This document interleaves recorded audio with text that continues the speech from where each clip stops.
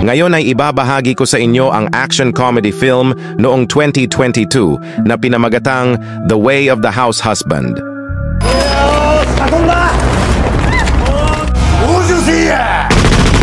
Warning, spoilers alert, watch out, and take care. Ang ating bida ay isang matipunong Ginoo na may katawan na puno ng maalamat na mga tato. Ang kanyang pangalan ay Kurode Totsu at siya ang pinakaiginagalang na miyembro ng Yakuza. Siya ay naging maalamat na boss ng Yakuza matapos mag-isang inubos ang mga pamilya ng kanyang mga karibal na grupo. Dahil sa kanyang lakas nung nakikipaglaban pa, nakakuha siya ng palayaw na Immortal Dragon. Ngunit isang araw, bigla siyang nagkaroon ng pagsisisi at gusto na niyang lisanin ang madilim na landas at maging isang mabuti at responsableng asawa at ama. Ginugugol niya ang kanyang araw sa paglilinis ng bahay, pagluluto at pag-aasikaso sa kanyang pamilya, bagay na ganap na kabaligtaran ng kanyang buhay sa nakaraan. Pagkatapos ay nakilala natin ang asawa ni Totsu, si Miko. Si Miko ay isang workaholic, isa siyang office worker at siya ang pangunahing breadwinner para sa kanilang pamilya. Mayroon silang isang stepdaughter na nagngangalang Himawari, isang teenager at kasalukuyang nag-aaral pa. Araw-araw pinaghahanda ng baon na pagkain ni Totsu ang kanyang asawa at anak bago pumasok sa trabaho o paaralan. Pagkatapos nito, lumilibot si Totsu sa komunidad kasama ang kanyang kaibigan na si Akamiya Masaro upang mangolekta ng mga kontribusyon mula sa mga residente sa kapitbahayan. Bagamat maganda ang kanyang intensyon, ngunit dahil sa kanyang pangangatawan at hitsura, mukha siyang loan shark na nangungulekta ng mga utang. Subalit ang katotohanan, ginagamit nila ang pera para sa mabubuting bagay tulad ng pagbabantay sa security post, buwan ng mga kaganapan sa pagdiriwang at pagpapanatili ng hardin sa kanilang compound. Ngunit minsan ay wala sa kondisyon ang mukha ni Totsu at ang kanyang nakakatakot na mukha ay kadalasang kinakatakot ng mga residenteng nilalapitan nila. Isang araw, nang umikot sila sa mga residente upang mangolekta ng mga renta, nakakita sila ng isang bagong gusali. Gusto nilang singilin ng kontribusyon ang gusaling iyon kaya pumasok sila ni Akamiya sa loob. Nakilala nila ang may-ari ng gusali na nagngangalang Kondo na isa palang boss ng Yakuza. Nang humingi si Totsu ng 500 yen para sa kontribusyon, tinawanan lang sila ni Kondo at hiniling sa kanila na umalis. Sa una ay hindi siya nakikilala ni Kondo at naging bastos pa kay Totsu, ngunit nang tinanggal ni Totsu ang kanyang salamin, namukaan siya ni Kondo at nagmadaling kumuha ng pera para ibigay sa kanila habang nanginginig sa takot. Nang makaalis na sina Totsu, kinwento ni Kondo sa kanyang mga tauhan kung sino si Totsu. Sa nakaraan, nagkaroon ng year-end gathering ang mga matataas na opisyal ng Yakuza sa Japan at doon unang nakita ni Kondo si Totsu. Sinabihan niya si Totsu na umalis sa kanyang daan, ngunit bigla siyang nadula sa sahig na inaayos ni Totsu at aksidente siyang nasikuhan sa ulo. Pinagalitan ni Totsu si Kondo at naghamon ng away na ikinatakot ni Kondo at napagtantong hindi ordinaryong tao si Totsu. Hindi akalain ni Kondo na dito nakatira si Totsu at naisip na bumalik siya upang maghiganti sa kanya kaya inutusan niya ang kanyang mga tauhan na higpitan ang kanilang seguridad. Samantala, si Akamiya ay pinuntahan ang kanilang amo na nagngangalang Iguchi Kikijiro na isang lokal na Yakuza boss. Ipinaalam ni Akamiya ang tungkol sa mga bagong saltang grupo ng Yakuza sa kanilang lugar. Si Iguchi ay may magandang asawa na nagngangalang Hibari na isang miyembro rin ng Yakuza. Gayunpaman, dahil ang mga pamilihan ay may kamahalan at ang kanilang ekonomiya ay nahihirapan, ang mag-asawa ay kasalukuyang nagtatrabaho ng part-time sa isang convenience store. Si Iguchi ang security guard, habang si Hibari ang cashier at dahil busy sila sa trabaho, wala silang magagawa kundi ipagpaliban ang pagharap sa bagong problema sa Yakuza. Sa bahay, pinag-uusapan ng pamilya ang tungkol sa pagpapalaya ng kanilang alagang hamster. Hindi na nila ito magawang maasikaso, ngunit hindi rin nila ito kayang basta palayain sa kalye kaya't nagbukas sila ng adoption para sa mga taong gustong mag-alaga ng cute na hamster. Habang naghahanap ng mga taong mag-aalaga sa hamster, isang pulis ang nakakita sa kanya at naghinala na may dala siyang baril. Ayaw ni Totsu na malaman ng mga opisyal ang tungkol sa kanyang hamster kaya tumakbo siya papasok sa gusali ni Kondo upang makalayo. Ngunit inakala ng mga tauhan ni Kondo na pumunta si Totsu para atakihin ang kanilang amo kaya hindi na iwasang makipaglaban si Totsu.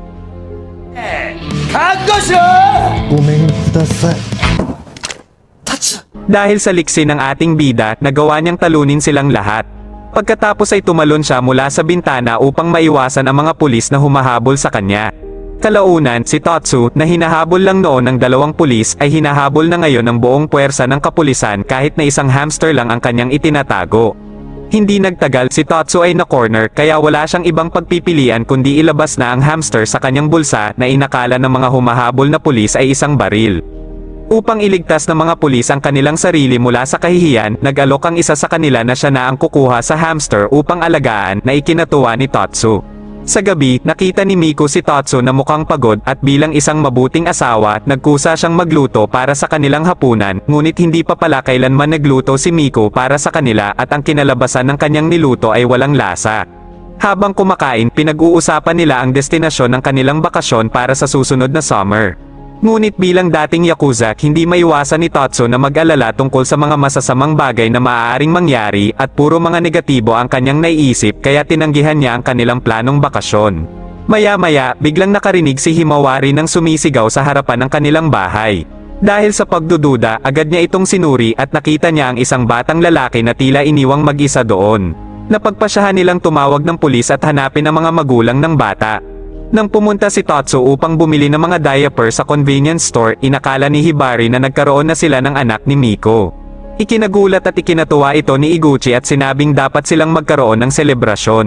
Sa gabi, pumunta sila sa bahay ni Tatsu upang mag-celebrate at batiin sila ni Miko. Ngunit upang maiwasan ang hindi pagkakaunawaan, ipinaliwanag ni Tatsu ang totoong pangyayari.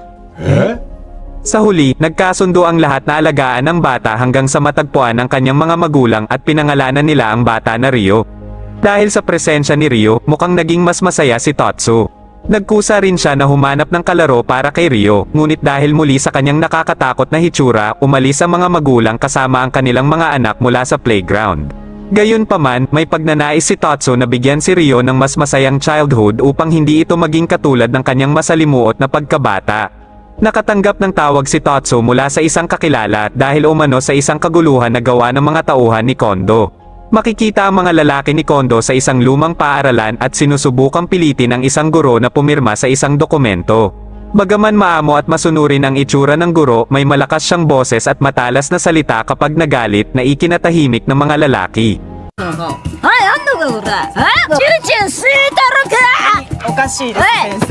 Nang makarating na si Tatsu sa lugar, agad na natakot ang mga tauhan ni Kondo at piniling umalis na. Ipinaliwanag ng guro ang plano ni Kondo na bilhin ang gusali ng paaralan para gawing supermarket. Dahil sa pagtanggi sa kahilingan ng Yakuza boss, nakaranas ang paaralan ng iba't ibang uri ng pananakot at karahasan hanggang sa tuluyang napilitan ang mga mag-aaral na magbitiw at hindi na pumasok sa paaralan. Ang malungkot na sitwasyong ito ay nagpalungkot sa lahat, gayon din si Tatsu. Nilapitan siya ng isang ina at humingi ng tulong sa kanya na hinihiling na gamitin ni Tatsu ang kanyang kapangyarihang taglay upang protektahan ang paaralan at matigil na ang kaguluhang nangyayari. Nang makauwi, tinalakay ng mag-asawa ang tungkol sa paaralan. Pagkatapos ng mahabang talakayan, sa wakas ay pumayag si Miko na tumulong si Tatsu, ngunit mayroon siyang sariling kondisyon na hindi dapat gumamit ng karahasan si Tatsu sa paglutas ng mga problema. Nang marinig ito, binalak ni Tatsu na anyayahan ang kanyang dating kaibigan si Shirakawa Torajiro. Isa rin siyang yakuza na may focus at karanasan bilang isang gwardya ng paaralan. Ngunit bilang mga dating yakuza, kahit na ang mahinhin na mga talakayan ay gumagamit pa rin ng mga kalamnan, kaya sa halip na mag-usap ng mahinahon, sila ay mas parang nag-aaway.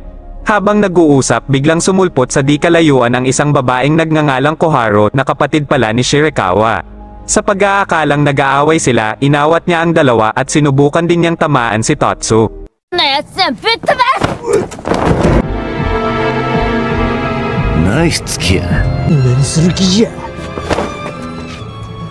Si Koharu ay agad na na-inlove kay Tatsu dahil sa kanyang kagwapuhan. Samantala sa bahay, nag-uusap sina Akamiya at Miko. Nagsimula si Akamiya ng negatibong pag-iisip at naghinala na si Ryo ay halos kamukha ni Tatsu. Naisip niya na baka ang bata ay bunga ng pakikipagrelasyon ni Tatsu sa ibang babae. Napaisip si Miko sa mga sinabi nito at sa huli ay sinampal niya si Akamiya dahil sa pagkainis. Kinabukasan, nagkaroon ng iba't ibang ideya sina Tatsu at Akamiya upang i-promote ang paaralan at kalaunan ay gumawa sila ng promotional video para sa paaralan. Ang kanilang intensyon ay gumawa ng introductory video, ngunit sa halip na maging interesante, ang resulta ay parang naging isang action movie trailer.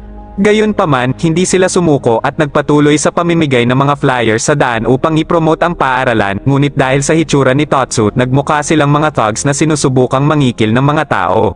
Pagkatapos makita ang video, nagpa siya si Koharu na pumunta sa paaralan at mag-apply bilang isang guro, ngunit sa katotohanan ay ginawa niya ito upang mapalapit kay Tatsu.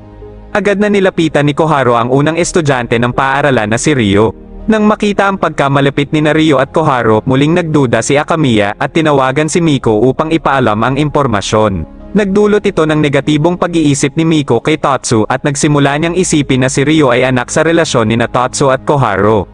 Dahil sa pagdududa, nagdesisyon si Miko na samahan bukas si Ryo para sa gaganaping sports festival sa kanilang paaralan. Kinabukasan, ang paaralan ay binisita ng isa pang grupo ng Yakuza. Agad namang naalerto si Tatsu at naghanda muli sa pakikipaglaban. Ngunit sa hindi inaasahan, dumating pala sila para i-enroll ang apo ng boss sa paaralan. Dahil kilala si Tatsu ng mga Yakuza sa lugar na iyon, nagpa siya silang ipagkatiwala sa kanya ang pag-aalaga ng kanyang apo. Sa parehong araw, si Miku, na sobrang curious kay Koharu, ay dumating sa paaralan at sa wakas ay nakita na ng personal si Koharu. なんで親しい関係なんでしょうか Nagpakilala siya sa kanya at ipinaalam na si Tatsu ay kanyang asawa. Naganap na ang sports festival at dahil dalawa lang ang estudyante, dumalo ang ilang mga kakilala ni Tatsu upang makisali sa laro, kabilang na sina Iguchi at ang kanyang asawa kasama ang iba pang mga empleyado ng convenience store.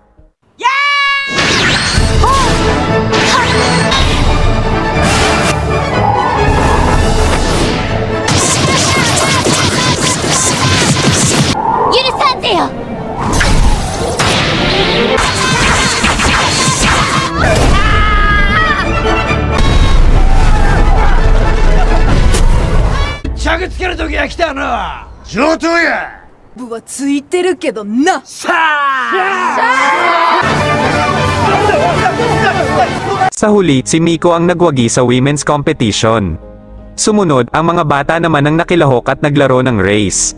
Bagamat dalawa lang ang mga bata, excited ang lahat at napuno ng masasayang tawanan at masasayang muka ang paligid ng paaralan habang nag-e-enjoy sa kompetisyon. Sa ibang lugar, nagalit si Kondo nang makitang maayos pa rin na tumatakbo ang paaralan. Nagpa siya siyang bumisita sa paaralan kasama ang kanyang mga tauhan. Kumpiyansa siya na makikilala siya ni Tatsu, ngunit gayon paman, labis na nadismaya si Kondo na hindi siya naalala ni Tatsu. Naging sanhi ito ng tensyon sa kapaligiran. Nang akmang lalapitin ni Kondo si Tatsu, biglang lumapit si Koharu at sinuntok sa muka si Kondo. Dahil sa pangyayari, nagbanta ang mga ito na maghihiganti bago umalis sa lugar. Habang lumilipas ang mga araw, dumarami ang mga bata na pumapasok sa paaralan.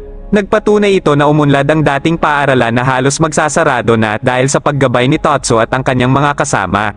Si Tatsu ay nakaramdam din ng pasasalamat at kasiyahan dahil ang buhay sa paaralang ito ay nagbigay sa kanya ng pakiramdam ng init ng pamilya na nawala sa kanya. Nakikita ang kaligayahan ni Tatsu, naging masaya rin si Miko. Pareho nilang naramdaman na ang presensya ng anak na inampon nila bilang miyembro ng pamilya ay nagdulot ng maraming positibong pagbabago at kaligayahan. Isang umaga, si Miko, na pinagmumultuhan pa rin ng mga hinala, ay nagpa siya na makipag-usap ng one-on-one kay Koharu. Patuloy pa rin niyang iniisip na si Ryo ay anak ni Tatsu kay Koharu, ngunit dahil sa naging paliwanag ni Koharu, sa wakas ay napagtanto ni Miko na siya ay nagkamali, habang nakaramdam rin ng pagkahiya. Lalong naging komplikado ang mga bagay nang may bumangga sa bakod ng kanilang paaralan at may isang itim na kotse na lumitaw na kumidnap kay Himawari at Ryo. Sinubukang protektahan at iligtas sila ni Akamiya, ngunit agad siyang napatumba at bumagsak sa kalsada at nawalan ng malay. Agad na tumakbo si Tatsu at ang iba pa sa itim na sasakyan at nagkaroon ng habulan. Nang makita ang agwat sa pagitan ng mga sasakyan, sumabit si Tatsu sa kotse ng mga kidnapper para iligtas ang kanyang dalawang anak. Maging si Torajiro ay nakiisa rin sa paghabol upang tulungan si Tatsu. Sa huli, matapos ang mahabang habulan, nagawa nilang pigilan ang mga kidnapper at nabawi sina Himawari at Ryo. Pagkatapos, pumunta si Tatsu at ang iba pa sa ospital kung saan ginagamot si Akamiya. Wala pa rin siyang malay dahil sa matinding sugat sa ulo. Sa kalungkutan, nagsimulang maghinala si Tatsu na si Kondo ang nasa likod ng pagkidnap na ito. Dahil dito, naramdaman ni Tatsu ang pangangailangan na maghiganti. Nakikita si Tatsu na gustong maghiganti, si Torajiro ay hindi nag-atubili na samahan siya sa kanyang tabi. Parang flashback lang sa nakaraan kung saan ang dalawang Yakuza na ito na may mabangis na katawan na puno ng mga tato ay handang ipakita muli ang kanilang kapangyarihan. Pagdating nila sa lugar ni Kondo, sinalubong sila nito kasama ang kanyang mga tauhan sa kanyang tabi. Ibinato ni Torajiro ang isang hamon sa kanila at dahil doon, nagsimula ang napipintong labanan. Ang bawat grupo ay sinimulang maghanda sa kani-kanilang ibang paraan. Isang magandang balita ang dumating mula kay Akamiya, sa wakas ay nagising na siya mula sa pagkakoma. Nang makalabas na sa ospital, wala na siyang sinayang na oras at nagdesisyon na samahan sina Tatsu para sa nalalapit na labanan. Dito, makikita ang grupo ni Tatsu ay tila busy sa pagpili ng mga armas at maingat din silang kumukuha ng malaking halaga ng gunpowder mula sa kanilang iba't ibang kontak. Ang mga paghahanda na kanilang ginagawa ay muling naging mainit na tsismis na nakuha ang atensyon ng mga lokal na tao sa kanilang komunidad. Naisip nila kung gaano katindi ang magiging labanan. Nabalitaan ni Kondo ang ginagawang malaking paghahanda ng grupo ni Tatsu. Pagkatapos ay biglang lumitaw ang matandang Yakuza boss na nagpadala sa kanyang apo sa paaralan. Sinadya niyang makipagsanib puwersa kay Kondo, umaasang makakapaghiganti kay Tatsu para sa kanilang nakaraan. Sa pakiramdam na mayroon siyang karagdagang suporta, malugod na tinanggap ni Kondo ang tulong nito.